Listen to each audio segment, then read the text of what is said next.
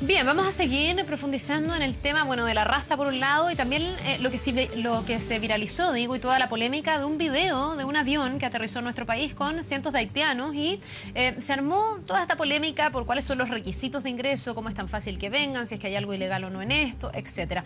Vamos a hablar en extenso, nos acompaña para eso Rodrigo Sandoval, exdirector del Departamento de Extranjería y Migración. Muchísimas gracias, Rodrigo, por estar con nosotros. Bienvenido. Bueno, Rodrigo fue una de las personas que estuvo trabajando en una política migratoria que finalmente en este gobierno no salió. Ya vamos a hablar un poquitito de ese detalle, pero quiero partir hablando del revuelo que genera ese video que ya vamos a revisar en imágenes cuando se denuncia a través de una persona que grababa que en la noche, en un avión sin matrícula, algo que después se aclaró, llegaban más de 300 haitianos. ¿Hay algo irregular en la forma en que están ingresando? Lamentablemente me voy a quedar con los haitianos porque ese es el tema, después nos vamos a la migración. El tiempo en televisión es escaso, así que yo creo que es importante zanjar eso rápidamente. Diga lo que diga cualquier persona, no existe absolutamente ninguna ilegalidad, ninguna irregularidad en nada de lo que muestra ese video. Ese video no es otra cosa que una forma ignorante de representarse una realidad, porque lo que está observando es un proceso que yo personalmente he tenido más de alguna vez que he tenido que bajarme en la pista a subirme un avión para poder hacer el control migratorio, pero precisamente esas personas, en la hora que se señala, pasaron todas por el control migratorio. Por lo tanto, más allá de corresponder a un charter, que es una cuestión absolutamente legítima, regular, corriente en nuestro aeropuerto, no tiene ninguna particularidad. Ya, Rodrigo, espérame, una cosa para aclarar, porque también se dijo en redes sociales, ¿cómo es posible que los traigan, los suban a buses y no pasen por policía? Eso no es así. Mentira. Cada uno de esas personas que entra pasa por Policía Internacional y presenta sus documentos. Hay mucha gente en la tuitosfera que parece que tiene tiempo ocioso, entonces yo invitaría a esas mismas personas que hicieran la consulta por transparencia a la Dirección de Aeronáutica Civil, para que, o a la Junta de Aeronáutica Civil, no sé cuál corresponde, y que le pregunten, los de esa hora, los de ese vuelo que identifica el video, porque lo indica, ¿pasaron o no pasaron por control migratorio y cuántas personas fueron controlados? Y es fácilmente comprobable. Lo que pasa es que es mucho más cómodo quedarse con el video, molestarse porque son negros, porque el problema es ese. El problema no es que vengan bajando personas de germanos, eslovacos, el problema es que son negros. Y eso representa inmediatamente una especie de presunción de riesgo. Y eso es lo que está atrás del video. Ahora, eso no es, porque también en los 140 caracteres y en la discusión a veces se tiende como a simplificar o caricaturizar. ¿En qué sentido? Y no creo que se malentienda. Decir que cualquier cuestionamiento frente a esta llegada o este video es racismo o el problema es el color, no es también adelantar un juicio. No puede tener cierto asidero que las personas se pregunten en qué condiciones están viniendo, porque tú me dices los europeos. Lo que pasa es que, claro, probablemente nadie se preguntaría, por ejemplo, cómo se financian esos viajes. Y aquí ha habido ese tipo de preguntas. ¿Cómo financian ellos sus pasajes? Sabemos que desde Haití hay un montón de problemas. Es un país que vive estructuralmente y que además después del terremoto quedó en una crisis gigantesca.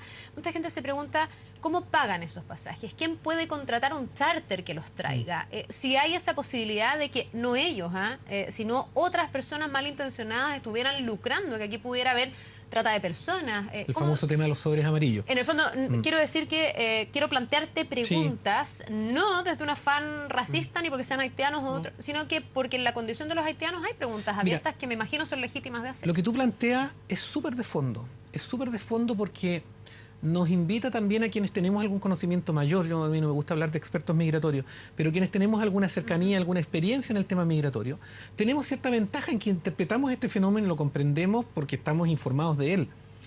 Pero la población en general es una población que lo único que ve es que aumenta la cantidad de gente extraña, de orígenes diversos, con costumbres distintas, que está inundando las calles. Eso es lo que percibe. Y allí lo que está ausente no es el Estado, la clase política. Aquí nosotros tenemos un silencio cómplice, un silencio vergonzoso de parte de nuestra clase política respecto de no pronunciarse, de no informar a la población sobre lo que la migración es y no de lo que la migración tememos que sea. Respecto al tema de Haití en particular, efectivamente Haití proviene, es decir, Haití está en una situación de desequilibrio económico e institucional, pero uno debería preguntarse por qué los haitianos llegan a Chile. Y los haitianos llegan a Chile porque Chile llegó el año 2004 a través de la MINUSTA, que es las operaciones de paz de Naciones Unidas allá. Y Chile es el que se transforma en un referente cultural para los haitianos. Al día antes de que Chile llegara a través de la MINUSTA el año 2004, los haitianos no sabían que existía un país que se llamaba Chile. Pero llegamos nosotros con toda la impronta que significan nuestras fuerzas de paz, con todo lo que significa la inserción que tuvieron estas en la comunidad haitiana, y por lo tanto se transformaron en un referente cultural y por lo tanto, como consecuencia, en un ideal migratorio.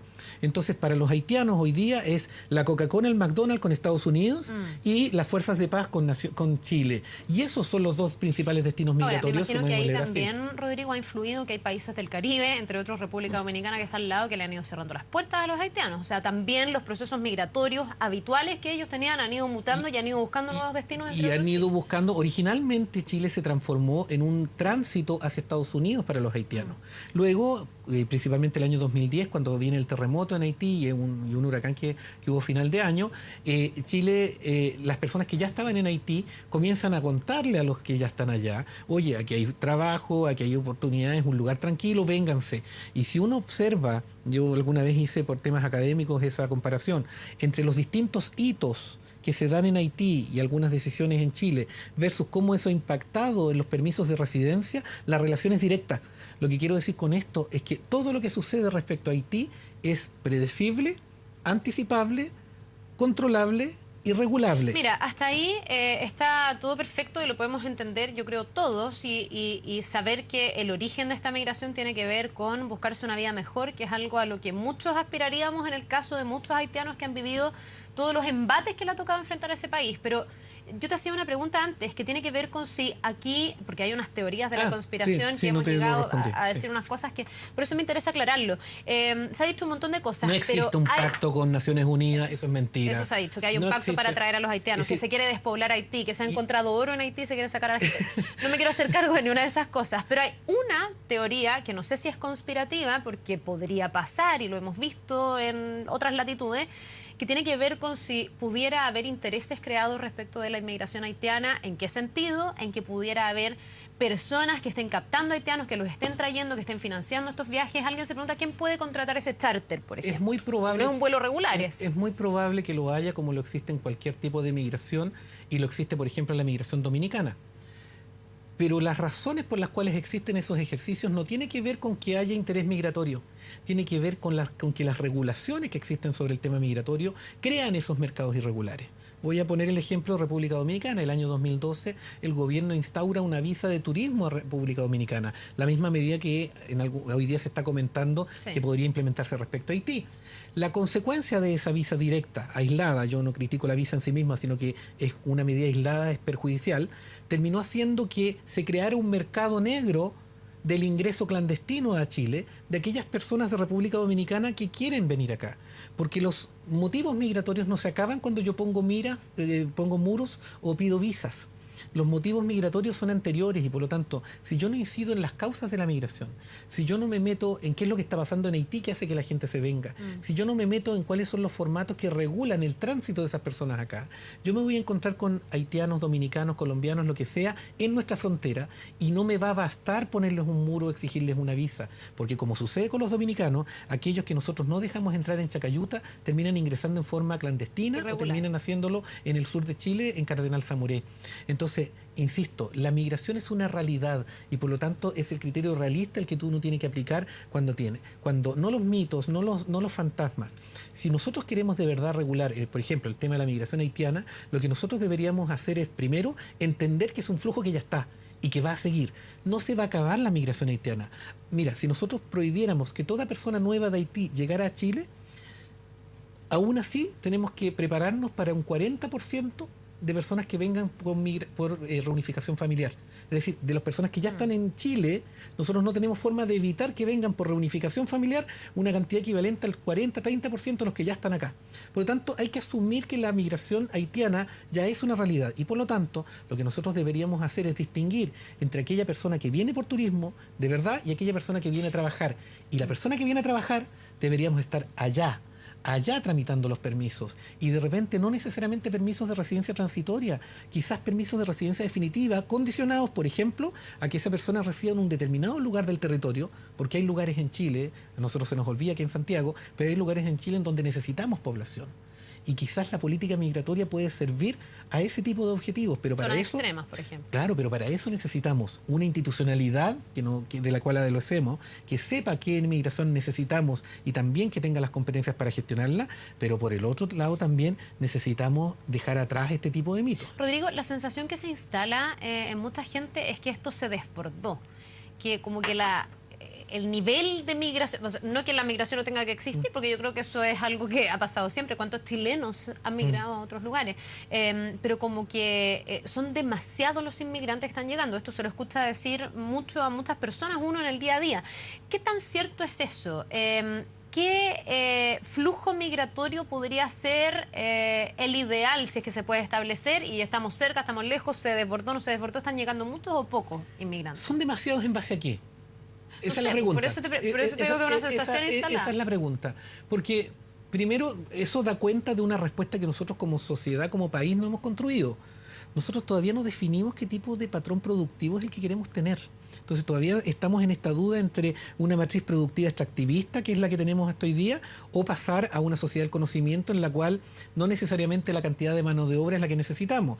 Porque hoy día, entre paréntesis, se habla mucho del tema de la mano de obra calificada o no calificada, cuando la matriz productiva de Chile no llama mano de obra calificada, llama mano de obra no calificada, que es la que necesitamos hoy día. Por lo tanto, esa inmigración tan selectiva que algunos dicen también podría no tener para efectos que exista prácticos. migración selectiva, primero tú tienes que tener capacidad de control respecto a los que entran y no entran.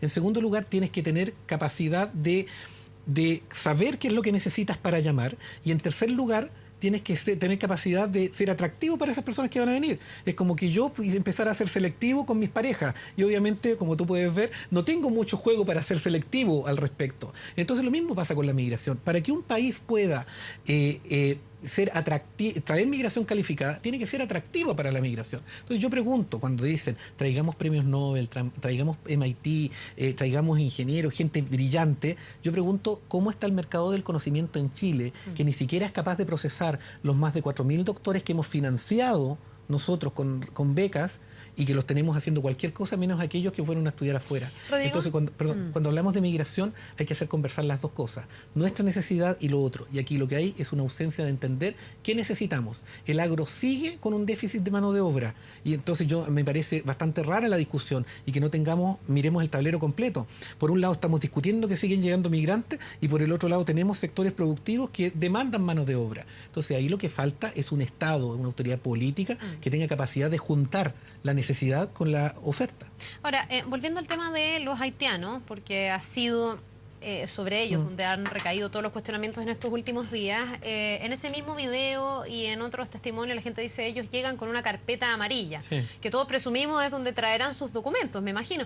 ¿Qué se le pide a un haitiano para entrar a Chile? ¿Y es lo mismo lo que se le pide a un haitiano que lo que se le pide, por ejemplo, a un venezolano que han llegado en mayor número que los propios haitianos? Por cada 2 haitianos que llegan a Chile llegan 3 venezolanos. Y aquí como que nos hemos centrado en los haitianos. La pregunta es si para ambos son los mismos requisitos, si se está haciendo laxo, si para todos lados se está haciendo laxo, o si hay un problema efectivamente con este tipo de migración, con Haití, por una mirada un poco más paternalista tal vez, por, no sé, por saber que el origen de esa migración tiene factores humanitarios que son más complicados. Digámoslo con todas sus letras, no existe ninguna política focalizada de atracción de mano de obra o de personas de Haití. No existe. Ya, o sea, es no hay mentira. un estatus especial para la migración. No existe ningún tratado, no existe ningún convenio, no existe ningún subsidio, no existe ningún beneficio, no existe nada. Lo que existe es una ausencia total de Estado. Ojalá hubiera capacidad en el Estado de Chile para poder dirigir su migración. Es infantil el argumento de decir que existe un tratado escondido. Esas son estupideces. Aquí lo que existe es una necesidad, un destino migratorio formado en el ideario migratorio de Haití, principalmente vinculado a la existencia de fuerzas de paz de Naciones Unidas de Chile y que ha terminado creando a Chile como un destino migratorio atractivo. Y lo otro que ha existido es una ausencia del Estado haciéndose cargo de esa realidad. Ya, eso me queda claro, pero en lo concreto, ¿qué se le pide a un haitiano para entrar a Chile? ¿Qué se le pide a un venezolano? Exactamente lo mismo. A todos se les exige, porque los dos son países que, a diferencia de República Dominicana, no se les pide visa de turismo. Por lo tanto, esas personas lo único que tienen que hacer es presentarse en la caseta del detective que los revisa, que los recibe, que le hace el control migratorio cuando llegan a Chile y manifiestan su interés su interés de ingreso. Ya, ellos dicen que vienen de turistas. Ese interés de ingreso puede ser de residente o de turismo. El de turismo significa que vienen con un ánimo transitorio y el residente es que vienen a vivir. Si vienen a vivir tienen que contar con un permiso tramitado en el exterior, pero Chile no tiene un formato que permita, por ejemplo, venir en forma temporal a explorar alternativas de trabajo, una visa expectativa laboral como la que propuso en algún momento el presidente Lagos. Entonces, como no existe ese formato, la persona que está en la ventanilla con el detective que lo está recibiendo tiene dos alternativas: o argumentar que viene como residente y no tiene el permiso, o señalar que viene como turista. Pero eso no es un problema de fraude de la persona que está enfrente de la ventanilla. Es la posibilidad que te da la legislación. Es que no existe otra. Entonces, si de verdad, y ya está bueno dejar de tratar como cabros chicos a la gente, a la opinión pública. Si la opinión pública está tan molesta por la forma en la cual se da la gestión migratoria, que le exija de una vez por todas a las autoridades políticas y a los parlamentarios que avancen en una nueva ley de migraciones que dé cuenta de los reales motivos migratorios.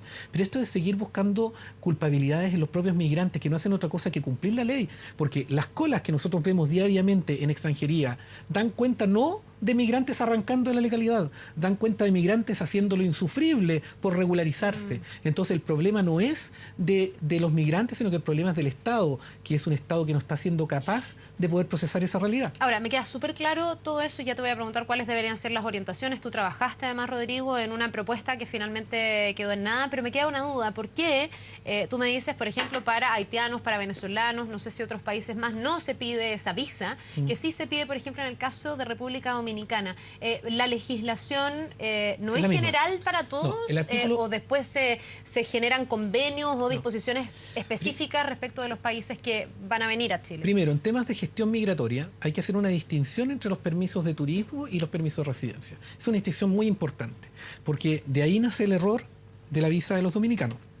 El año 2012, como decía, el gobierno le impone la visa a los dominicanos. La visa de turismo. Eso significa que aquí, como nosotros cuando vamos de turismo a algún lugar, sí, ya, salvo Cuba y salvo, no recuerdo qué otro país, no nos piden visa. Nosotros salimos sin problema, llegamos a ese lugar e inmediatamente ahí nos presentamos y decimos, mire, vengo de turista, mire, vengo a vivir. Ya, pero esto es como ir a Estados Unidos que te piden una visa. En el fondo uno pasa por un proceso de chequeo de datos. Con la diferencia que Estados Unidos a algunos países les ha eximido, sí, que es lo que sucede con visa waiver. Ya, pero durante años los chilenos para ir a Estados Unidos tuvieron que hacer un tremendo trámite y sacar una visa. En Chile, la ley migratoria, la ley de extranjería, dice en el artículo 45 que la regla general es que no se le pide visa de turismo a ningún nacional, salvo que un decreto del Ministerio de Relaciones Exteriores y el del Ministerio del Interior establezca esa visa por razones de interés nacional o de reciprocidad. Es decir, si otro país me pide visa, yo le pido visa a él. Existen algunos países a los cuales se ha establecido eso, pero en el caso de República Dominicana, y ahí es una opinión personal que yo tengo, de modo ilegal, se impuso la visa a los dominicanos porque se hizo a través de una nota diplomática y no a través de un decreto, que es lo que manda la ley.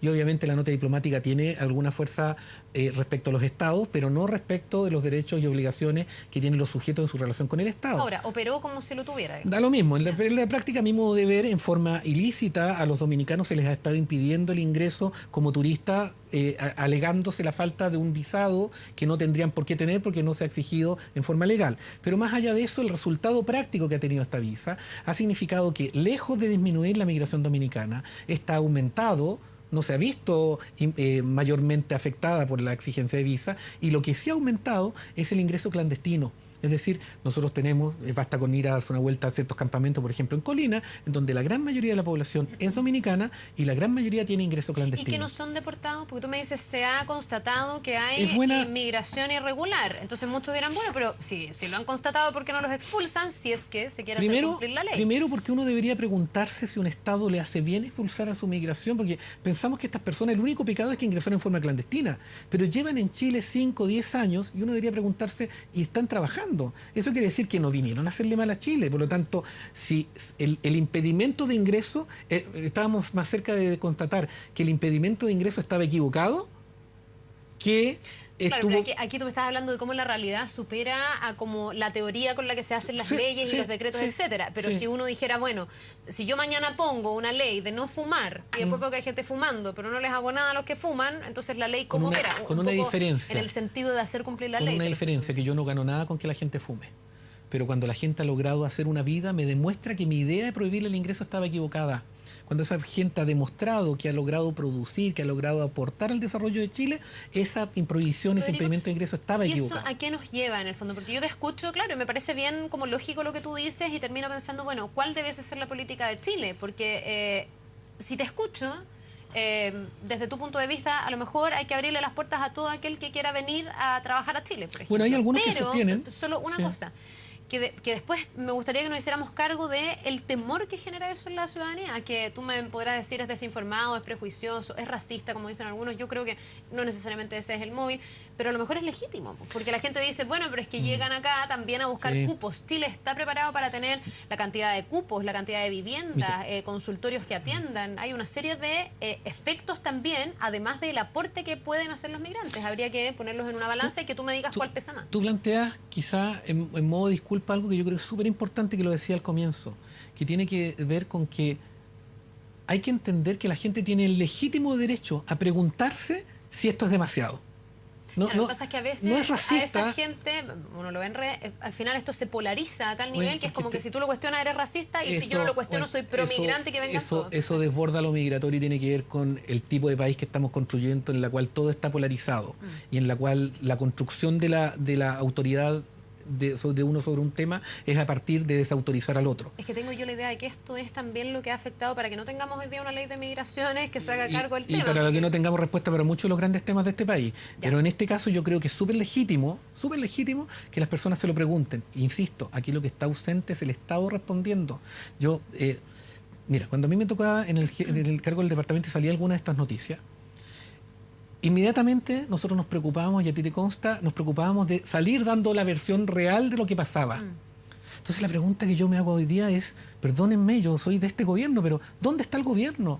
Es decir, llevamos una semana hablando en los noticieros, con Twitter, lleno de noticias falsas sobre el tema de la migración, lleno de afirmaciones sobre pactos secretos entre la presidenta y Naciones Unidas, que son todas mentiras. Y la pregunta es, ¿dónde está el gobierno diciéndole a la gente lo que la realidad es? Entonces, insisto, yo no culpo a las personas que se forman sus juicios a partir de la información que les llega, que hoy día lamentablemente es principalmente Twitter y redes sociales, y ahí hay cualquier cosa, y aquí hay otra cosa que está atrás de esta conversación, y es que no es casualidad que a un mes, a 2 semanas de que llegue el nuevo gobierno, aparezcan todas estas cosas. Yo llevo un registro.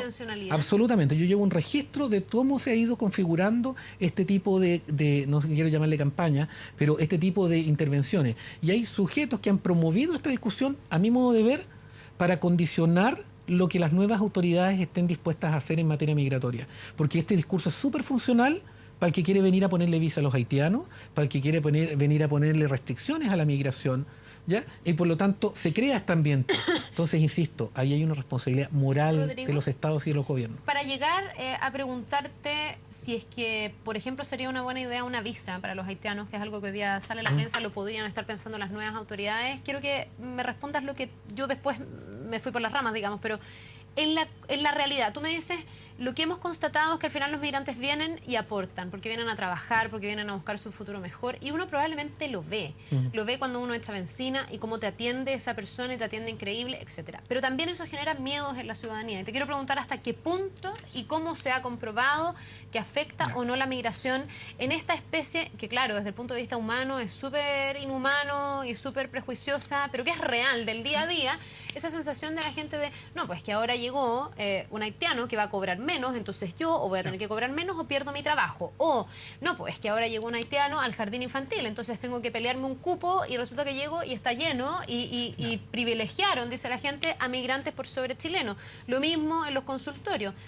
Insisto, puede desde nuestra lectura ser prejuicioso, etcétera, pero también puede ser legítimo que las personas en su día a día sientan que tienen consecuencias de la migración. Hablemos entonces desde los datos, desde el egoísmo. Hablemos desde el egoísmo. Hablemos de si... No, pero me parece muy bien. Es que me parece súper legítimo. Hablemos de si a Chile le conviene o no la migración.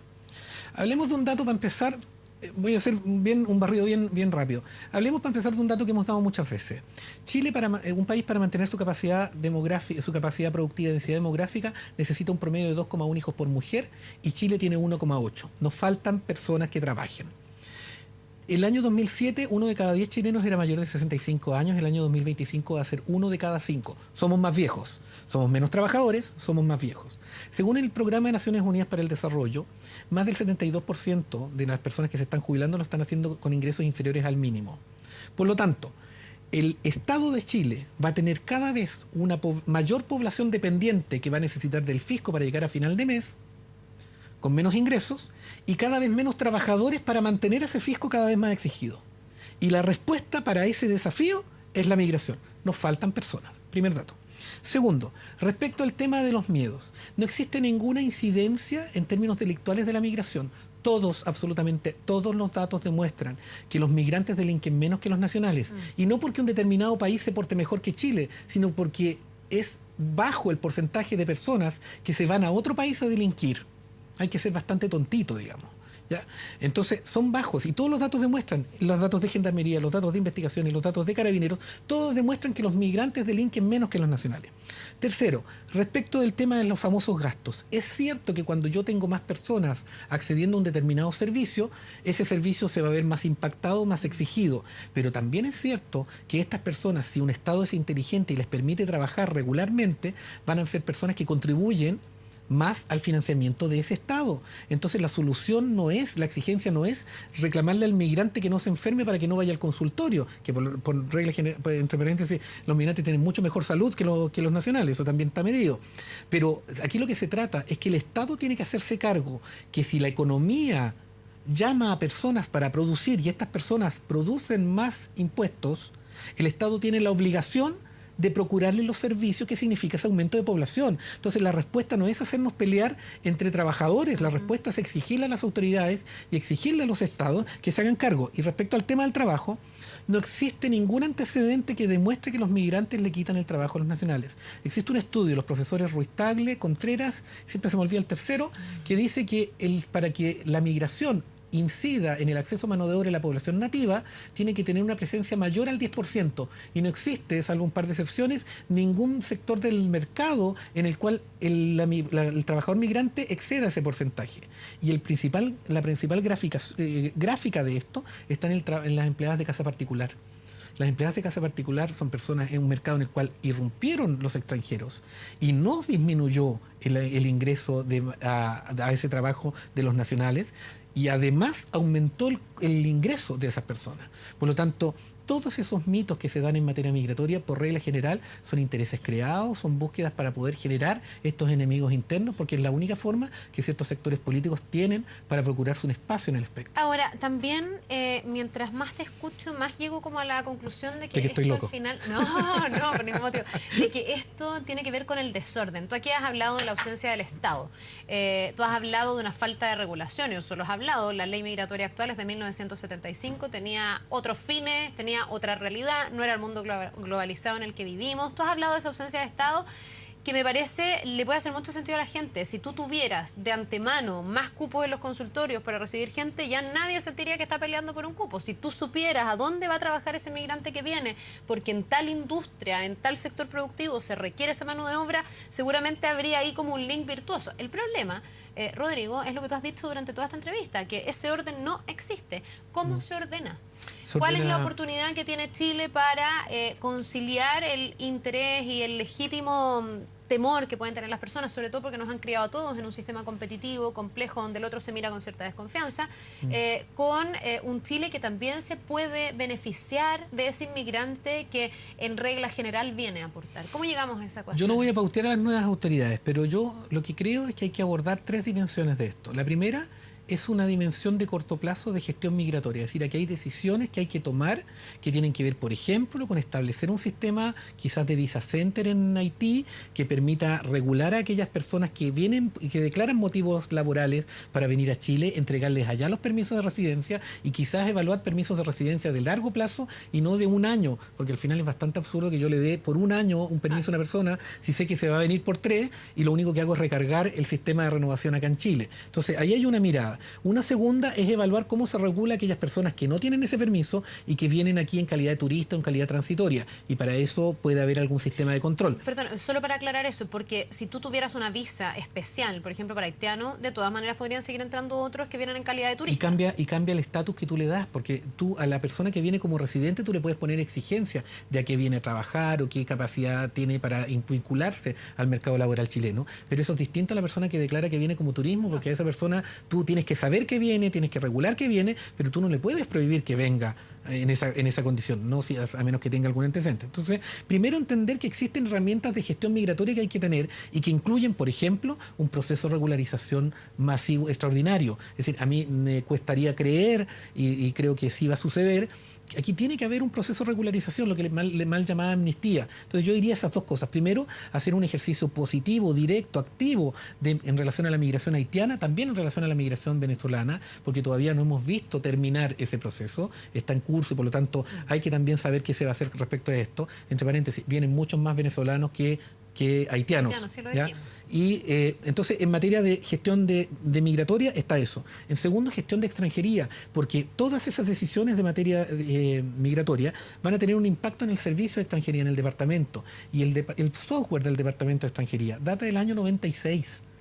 Es un software que ni siquiera es un control de procesos, es un control documental y por lo tanto requiere que un funcionario, para que entienda ese software, esté 6 meses capacitándose y aún así no sirva para administrar el proceso. Entonces, nuevo software, más plata, más recursos para poder gestionar la migración, la extranjería desde acá. Entonces, gestión migratoria, gestión de extranjería y gestión política. Gestión política que significa, por un lado, avanzar en los consensos necesarios para una ley de migración que de verdad se haga cargo no solamente de la extranjería, que es el sujeto administrativo que estoy regulando, sino que también de las causas de la migración a través de la cooperación y de las consecuencias de la migración a través de la integración.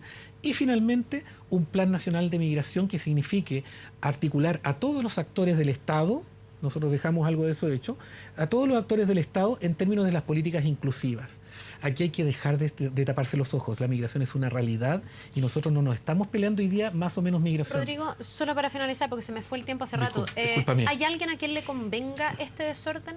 Porque tú... Al traficante migrante. Bueno, lo que pasa es que hasta donde yo entiendo, cuando tú estuviste a cargo del Departamento de Extranjería, se hizo una propuesta. Esa propuesta finalmente quedó, que fue una propuesta que se trabajó durante mucho tiempo, que se anunció muchas veces, quedó en un escritorio, se presentó otra, y la que se presentó fue absolutamente criticada y al final no fue aprobada, pero las propias organizaciones que trabajan en migración la criticaron.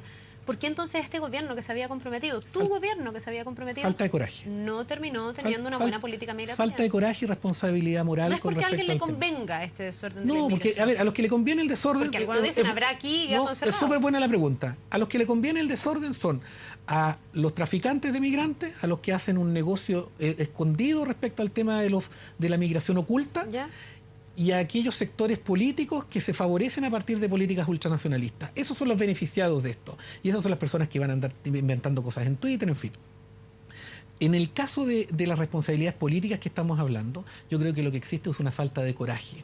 Aquí lo que tenemos es que la migración es un tema dificultoso. Por alguna razón, tanto el gobierno de Sebastián Piñera como el gobierno de la presidenta Bachelet son dos gobiernos que el último año de su gestión presentaron sus iniciativas en materia de extranjería. Y es porque es complejo el tema. Entonces ahí lo que uno echa de menos es liderazgo, es entender que hay cosas que aunque sean incómodas hay que regular, hay que proponer, y yo de verdad tengo esperanzas de que este sea un tema que durante este año que estamos iniciando avance mucho más de lo que ha avanzado en los últimos 8 años. Bien, pues esperemos que todo esto sirva, que esta conversación también sirva, y vamos a estar muy atentos a lo que ya va a hacer no el gobierno al que tú perteneciste, sino el próximo gobierno en torno a la migración, para despejar miedos, despejar dudas y en el fondo tener también para los propios migrantes un proceso mucho más amigable y mucho más humano. Y con una perspectiva de futuro, es decir, mira, hoy día todavía estamos pagando los costos de no haber tenido esta mirada y esta comprensión de lo que era el comportamiento con nuestros pueblos originarios.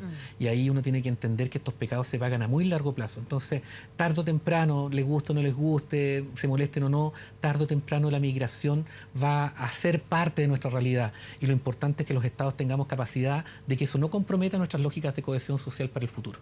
Bien, pues Rodrigo, muchísimas gracias. Una buena jornada, nos vemos. Vamos a ir a una pausa cortita y ya estamos de regreso.